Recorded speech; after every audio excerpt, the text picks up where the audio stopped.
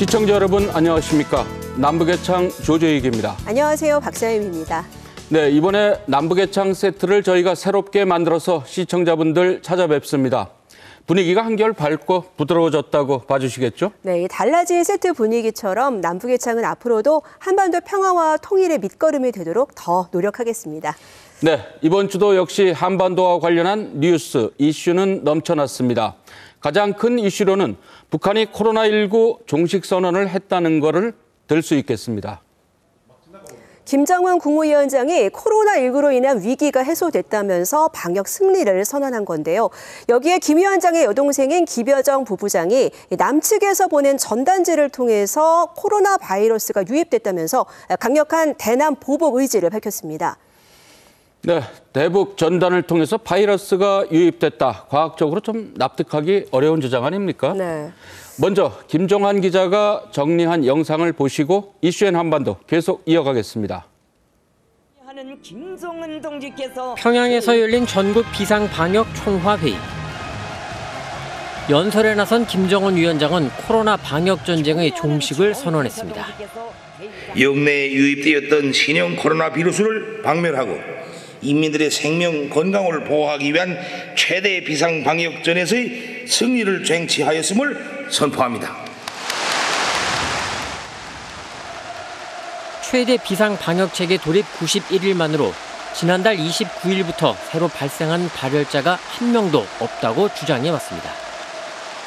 이에 따라 5월 12일부터의 최대 비상방역체계를 정상방역체계로 낮춘다고 밝혔습니다.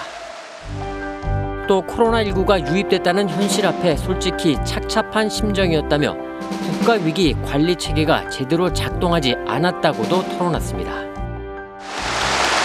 하루에도 수십만 명씩 감염자가 급증하는 눈앞의 위기는 나라의 운명이 이대로 결단나는가 하는 최악의 경우까지도 내다보며 최대로 각성하고 결사적으로 분발해야만 하는 매우 다급한 국가 최대의 위기 사태였습니다. 더욱 눈길을 끈 건 김여정 부부장의 연설. 김 부부장은 김정은 위원장 역시 고요를 알았다는 사실을 전하며 김 위원장의 애민 정신과 리더십을 부각했습니다. 특히 남쪽에서 보낸 대북 전단이 코로나 유입의 원인이라는 억지 주장을 되풀이하며 아주 강력한 보복성 대응을 가해야 한다고 위협했습니다. 만약 적들이 우리 공화국에 비루스가 유입될 수 있는 위험한 짓거리를 계속 행하는 경우 우리는 비루스는 물론 남조선 당국 것들도 박멸해버리는 것으로 대답할 것입니다. 더 나아가 대적 의식을 강조하며 우리 정부를 괴뢰, 불멸의 주적이라 부르며 강한 적대감을 드러냈습니다. 동족보다 동맹을 먼저 쳐다보는 것들, 동족 대결에 환장이 된 저 남쪽의 혐오스러운 것들을 동족이라고 시대착오적인 생각을 가진다면 그보다 더 무서운 자멸 행위는 없습니다.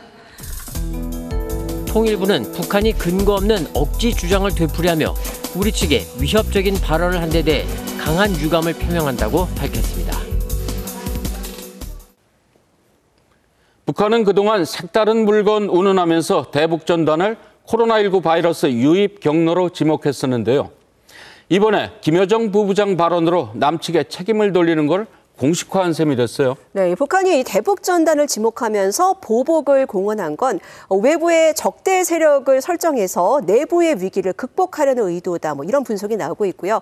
특히 김여정 부부장 연설을 보면은 김정은 위원장이 고열 속에 심하게 앓았다 이런 내용이 나오는데 최고 지도자도 고통받는 주민들과 함께하고 있다는 걸 부각시키면서 내부 결속을 꾀하려는 의도로 보입니다. 네, 우려스러운 점은 북한이 우리에게 보복을 거론한 만큼 개성 공동연락사무소 폭파 같은 일이 재현되지 않겠냐는 건데요. 네. 남측 민간단체의 전단이 경계선을 넘을 경우에 북한군의 조준 사격이 있을 가능성이 거론되고 있고요. 또 조만간 시작될 한미연합훈련을 계기로 더욱 수위 높은 행동이 나타날 가능성도 제기가 되고 있습니다. 네, 이번에 김여정 부부장이 북한 주민들에게 자신의 목소리를 직접 들려준 것도 참 관심이 가는 대목이죠. 네, 그렇습니다. 네. 북한이 지난 8차 당대회를 통해서 김정은 총비서를 대신할 제1비서직이라는 직책을 신설한 적이 있었는데요.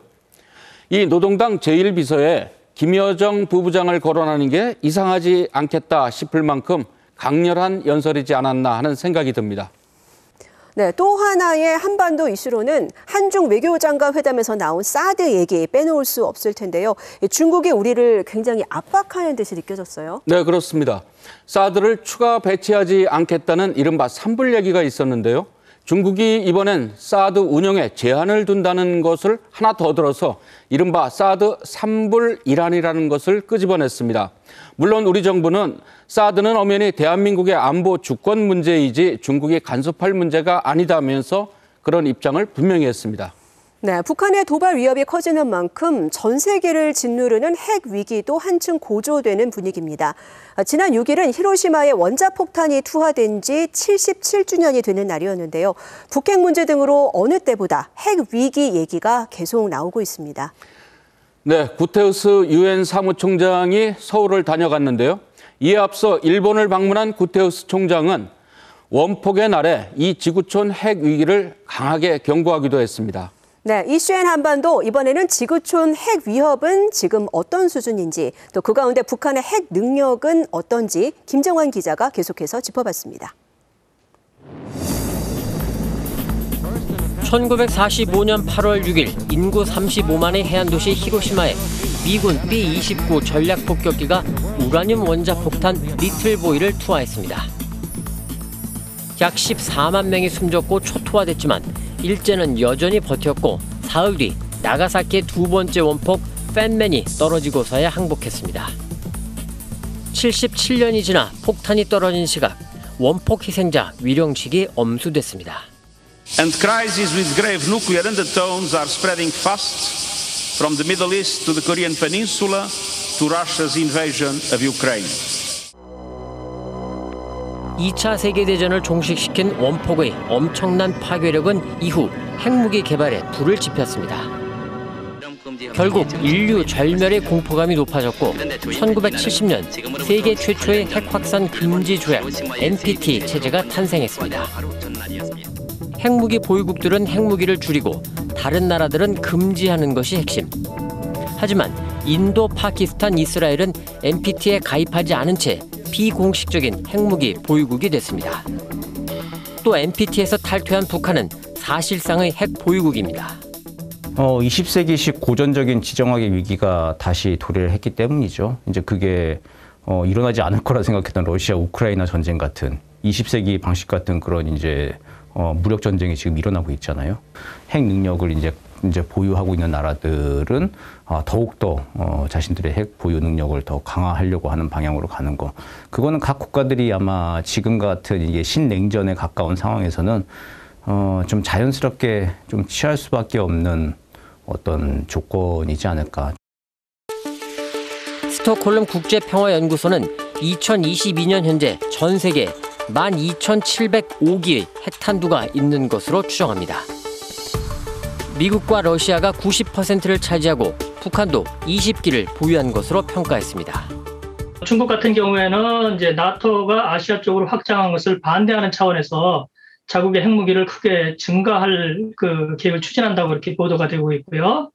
또 기존에 이제 그 핵 미보유국들 인정을 받지 않은 이란이나 이제 북한 같은 나라들도 이런 틈을 이용해 가지고 이제 핵 보유량을 늘리려고 하고 있는 것이죠.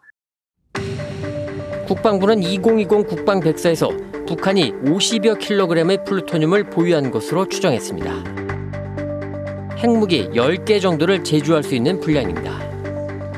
여기에 상당량의 고농축 우라늄도 보유한 것으로 전문가들은 분석합니다. 단순하게 영병만 생각한다고 하면은 한 700kg에서 800kg 정도 생각할 수가 있고 다른 지역까지 고려해서 볼 때에는 이게 한 3톤까지 늘어날 수가 있거든요. 중간 기술 수준이다 이렇게 봤을 적에 영변만 가지고는 한 30개, 그다음에 강선이나 다른 지역을 포함했을 때 한 70개에서 100개. 지난 1일 미국 뉴욕 유엔 본부에서 시작한 NPT 10차 회의. 러시아의 핵 위협과 중국의 핵 증강, 북한의 7차 핵실험 우려가 겹치면서 국제사회의 주목을 받고 있지만 나라마다 입장차가 너무 커 결과 문서를 채택하기 어려울 거란 전망입니다. 핵 능력 국가들은 자신들이 사실상 핵 무기를 보유하고 있고 사실상 핵 보유국과 동등한 지위를 누려야 한다는 그런 입장이 있고, 비보유국들은 그러면은 자신들의 이런 상황 속에서 안보 위협들은 어떻게 해소해야 되는가, 이런 문제들 때문에 각국의 입장 차이들이 이제 씨줄 날줄로 얽힐 수밖에 없는 것이죠. 북한은 핵 능력을 고도화하고 있고 강대국들은 신냉전 국면 속에 핵무기 개발 경쟁을 가속화하면서 우리 안보 환경은 더욱 첨예화하고 있습니다.